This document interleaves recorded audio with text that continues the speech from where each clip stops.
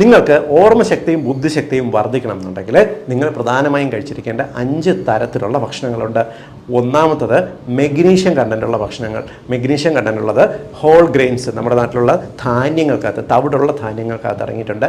Avocado, സീഡ്സിനകത്തെല്ലാം ഉയർന്ന അളവിൽ magnesium അടങ്ങിയിട്ടുണ്ട്. രണ്ടാമത്തത് ഫിഷ് ഓയിലാണ്. ഫിഷ് ഓയിൽ അഥവാ മീനെണ്ണ കൂടുതലായിട്ട് അടങ്ങിയിട്ടുള്ളത് ചാള, ചൂര, അയല പോലുള്ളവയ്ക്കകത്ത്, കൊഴുവയ്ക്കകത്തെല്ലാം മീനെണ്ണ ഉണ്ട്.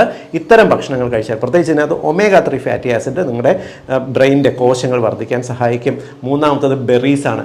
നെല്ലിക്ക, നിങ്ങൾക്ക് സ്ട്രോബെറീസ്, ബ്ലൂബെറീസ് പോലുള്ളവ നിങ്ങൾ കഴിക്കാനായിട്ട് നോക്കുക. ഇത് ബ്രെയിനിലെ കോശങ്ങളെ കൂടുതലായിട്ട് ഫങ്ഷൻ ചെയ്യാൻ സഹായിക്കും. നാലാമത്തത് നട്ട്സ് ആണ്.